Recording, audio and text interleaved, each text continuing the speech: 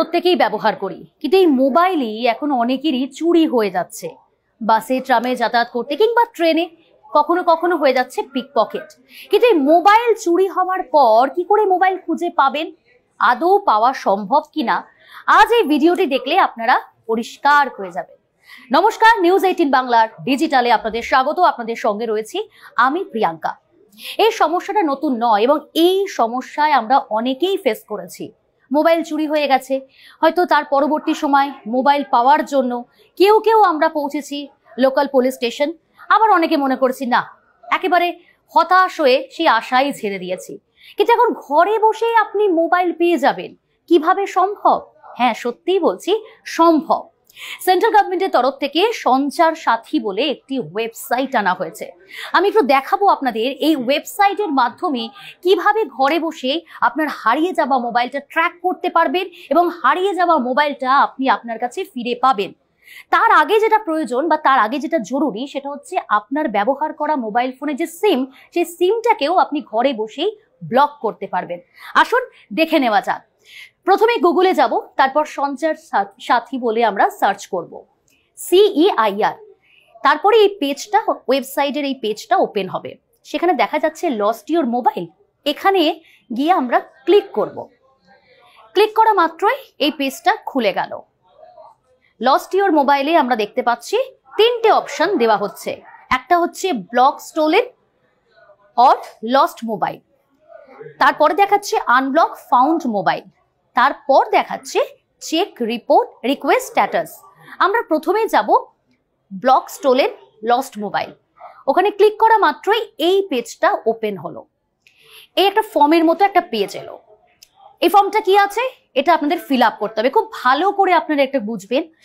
দুটো নাম্বার বলা হচ্ছে দেওয়ার জন্য, মোবাইল নাম্বার 1, মোবাইল নাম্বার 2। এই দুটো মোবাইল নাম্বার কোনটা? যে ফোনটা আপনার হারিয়ে গেছে, এখন ম্যাক্সিমাম লোকের দুটো করে সিম কার্ড, যদি না থাকে একটা নাম্বারই থাকবে, তাহলে হারিয়ে যাওয়া মোবাইল নাম্বারটা নাম্বার 1-এ পুট করলেন। যদি আপনার কাছে ওই মোবাইলে আরো একটা সিম থাকে, মোবাইল নাম্বার 2 সেখানে পুট করলেন। তারপর কি IMEI 1, অর্থাৎ আপনার হারিয়ে যাওয়া যে মোবাইল নাম্বার, বক্সে দেখবেন এই নাম্বারটা রয়েছে, সেই IMEI নাম্বারটা আপনি এখানে পুট করলেন।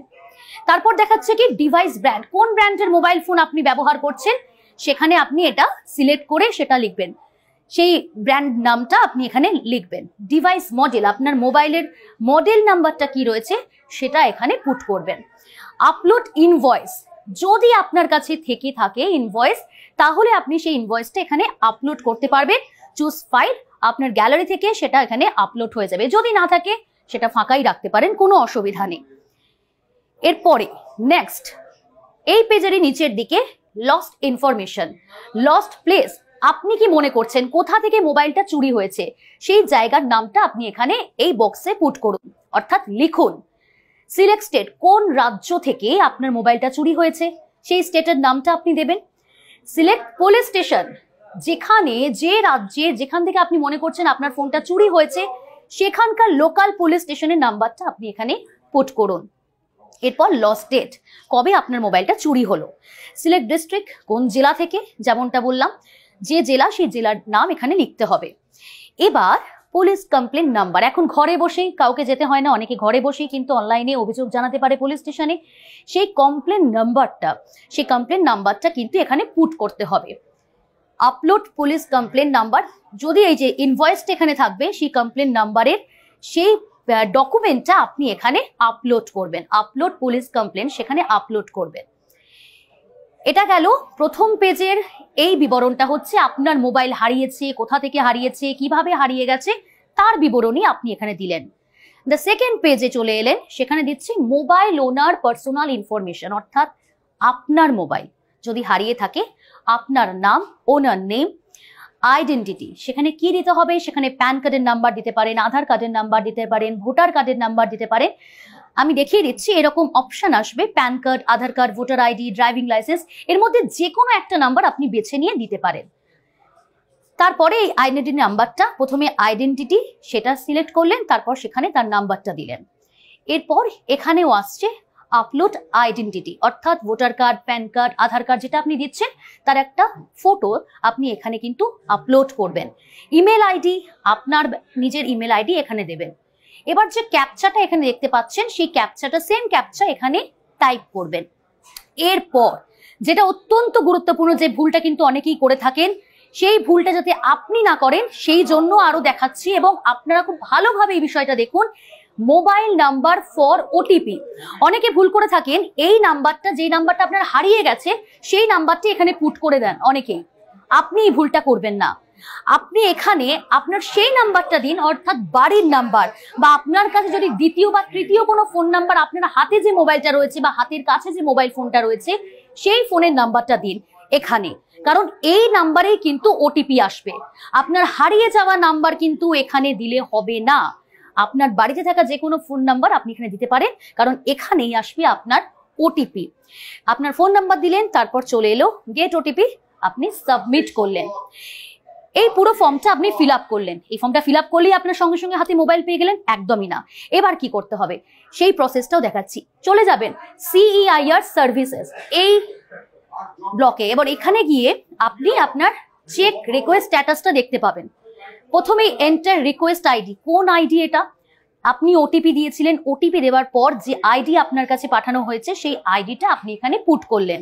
ক্যাপচাটা দিলেন, এখানে দেওয়া হয়েছে ক্যাপচা, ক্যাপচাটা এন্টার করলেন, সাবমিট করলেন। এটা করলে কি হবে, আপনার মোবাইল ফোনটাকে আপনি ঘরে বসে ট্র্যাক করতে পারবেন, কোথায় রয়েছে, কার কাছে রয়েছে, এটা কিন্তু সম্পূর্ণভাবে ট্র্যাক হবে। তাই জন্যই check lost stolen mobile request status, আপনার ফোনের এই মুহূর্তে স্ট্যাটাসটা কি। আরো একটা অপশন রয়েছে আনব্লক ফাউন্ড মোবাইল। আপনি আপনার মোবাইল ফোনটাকে আনব্লক করতে চান। প্রথমে তো ব্লক করলেন, প্রথম প্রসেসটা দেখালাম। এরপর আপনি আপনার ফোনটাকে পেয়ে গিয়েছেন, তারপর আপনি আনব্লক করতে চাইবেন আপনার সিমটাকে, আপনার ফোনটাকে। কিভাবে করবেন? এই অপশনে গিয়ে CIR সার্ভিসেসে গিয়ে আনব্লক ফাউন্ড মোবাইল, এখানে গিয়েই দেখবেন রিকোয়েস্ট আইডি, ওই যে গেট ওটিপি পেয়েছিলেন আপনার 2 নাম্বার বা 3 নাম্বার মোবাইলে, সেই ওটিপিতেই এসছে আপনার রিকোয়েস্ট আইডি। এই রিকোয়েস্ট আইডিটা এখানে শো করবেন। তারপর দেবেন মোবাইল নাম্বার, কোন মোবাইল নাম্বার, যে মোবাইল নাম্বারে আপনার ওটিপি এসেছে, অর্থাৎ বাড়ির যে নাম্বারটা সেই বাড়ির নাম্বার। মোবাইল নাম্বার যে ওটিপিতে এসছে সেই ওটিপি নাম্বারে যাবেন। তারপর চলে যাবেন রিজন ফর আনব্লকিং, কি কারণে আপনি আনব্লক করতে চাইছেন সেই রিজনটা আপনাকে কিন্তু এখানে উল্লেখ করতে হবে। সেটা হতে পারে আপনি ফোন পেয়ে গিয়েছেন, সেটা হতে পারে আপনি সিমটাকে আবার ব্যবহার করতে চান, কি কারণে আপনি আনব্লক করতে চান ফোনটা সেটা কিন্তু এখানে উল্লেখ করতে হবে। ক্যাপচা দেবেন এবং মোবাইল নাম্বার ফর ওটিপি, আবার ওই মোবাইল নাম্বার দেবেন এবং সেখানে আপনি ওটিপিটা পাবেন, অর্থাৎ দ্বিতীয় বা তৃতীয় নাম্বার ফোনের নাম্বারটা দিয়ে এখানে ওটিপিটা পেয়ে যাবেন।